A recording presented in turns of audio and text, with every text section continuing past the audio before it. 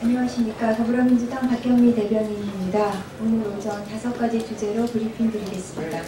첫 번째 주제는 300억 대 5천만 원, 듀얼그레 삼성입니다. 햄버거, 강아지 패드, 아기 침대, 비데, 아이스크림. 삼성이 최순실 정유라 모녀를 지원한 근거 내역입니다. 흡사 가계부를 방불케 하는 이 자료는 박영수 특검팀이 확보한 비덱스포츠의 입출금 내역서로 최씨 모녀가 삼성에 제출한 공식 문건입니다. 삼성은 이 자료를 근거로 최씨 모녀에게 300억 원이라는 거액의 자금을 지원한 것입니다. 반면 삼성전자 반도체 공장에서 일하다 급성 백혈병으로 24, 꽃다운 나이에 사망한 여성 노동자 황유미 씨에게 삼성이 내밀었던 돈은 단돈 500만 원이었습니다. 박용수 특검팀이 삼성의 뇌물죄를 정조준하고 있습니다. 특검은 박상진 삼성전자 대외 담당 사장, 장충기 삼성그룹 미래전략실 사장을 잇따라 만나면서 비공개 조사를 벌였습니다. 노동자의 죽음엔 500만 원짜리 싸구려 위로를 던지는 삼성이 기꺼이 300억을 쓴 이유가 무엇인지 밝혀주기 바랍니다. 최씨 모녀와 듀얼그레 삼성 때문에 화병난 국민들은 얼마짜리 위로를 누구에게 청구해야 합니까? 두 번째 주제입니다. 이화여대의 자성을 촉구한다. 언론에 의하면 박영수 특검이 최순실의 개인 비서였다는 20대 여성을 만나 이화여대 교수들에게 6개의 쇼핑백을 전달했다는 진술을 확보한 것으로 알려졌습니다.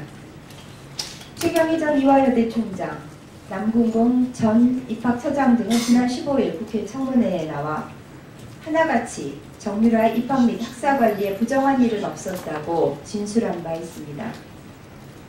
이 20대 여성은 최 씨의 잔심부름은 물론 정유라가 이화여대에 재학할 당시 학교 생활에 필요한 소소한 도움을 줬다고 밝혔으며 이 진술이 사실일 경우 청문회에서 이대 관계자들은 위증을 한 셈입니다. 한편 박석순 이화여대 환경국악과 교수가 촛불 집회가 미세먼지와 대기오염을 일으킨다며 촛불 없는 나라가 어린이가 건강하게 자랄 수 있는 나라라고 사실상 촛불 집회를 비판하는 발언을 한 사실이 알려졌습니다. 이 교수는 이명박 정부에서도 4대강 사업과 관련해 배의 스크루가 돌면 물이 깨끗해진다고 주장하면서 이른바 4대강 전도사로 불리기도 했던 문제적 인물입니다. 여성해방의 견인차 역할을 했던 명문사학인 이화여대가 언제부터 아첨꾼들이 들끓게 되었는지 개탄스러운 일입니다. 세 번째 주제입니다. 이완영 의원은 당장 국정조사 특위에서 손 떼고 의원직을 사퇴하라. 국정조사 특위 청문회에서 재벌 총수들에게 일찍 귀가시켜달라고 청탁하는 국정조사 특위 청문회에서 재벌 총수들을 일찍 귀가시켜달라고 청탁하는 쪽지가 발각돼 물의를 빚었던 이완영 의원.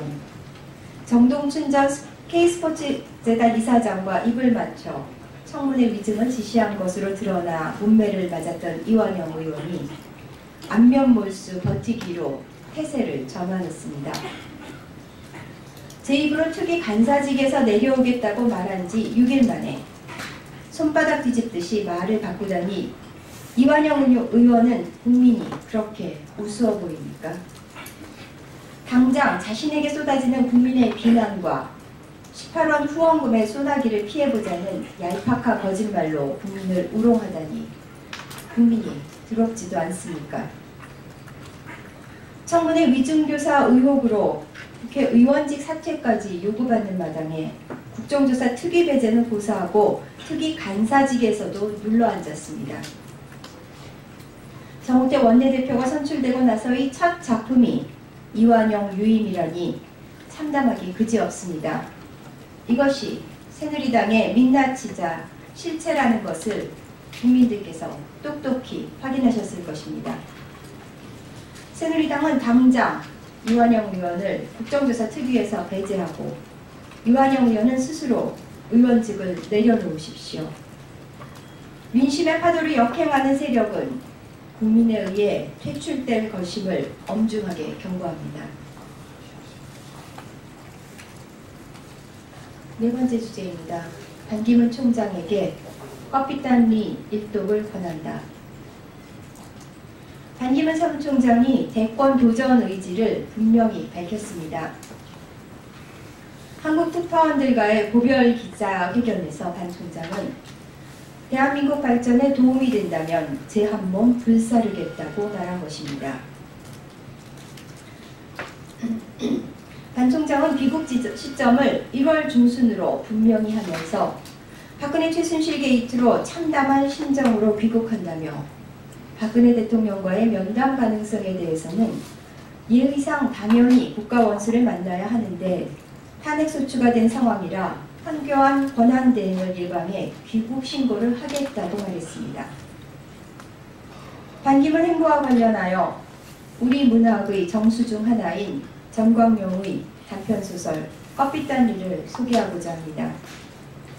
반기문 총장과 소설의 주인공 이인국 박사가 닮아도 꼭 빼닮았기 때문입니다. 이인국 박사는 일제 식민지 치하에서는 친일, 소련군 점령하의 북한에서는 친소, 월남 뒤 미군정이 들어서 남한에서는 친미로 얼굴을 바꿔가며 성공을 거듭해온 기회주의자입니다. 대선 출마 여부에 대해 반 총장은 가장 중요한 것은 국민의 뜻이라고 전제했습니다. 이미 내려놓은 답에 맞춰가지 말고 말씀처럼 부디 많은 국민들의 뜻을 헤아리기 바랍니다. 마지막 주제입니다. 통계에 나타난 국민들의 절대적 박탈감. 우리 국민은 가구당 가처분 소득의 4분의 1 이상을 대출 원리금 상환에 쓰고 있는 것으로 나타났습니다. 100만 원을 번다면 약 27만 원을 빚을 갚는 데 쓰고 있는 것입니다. 통계청과 한국은행, 금융감독원이 발표한 2016 가계금융복지조사 결과에 따르면 올해 3월 말 기준 가구의 평균 부채는 6,655만 원으로 1년 전보다 6.4%나 증가했습니다.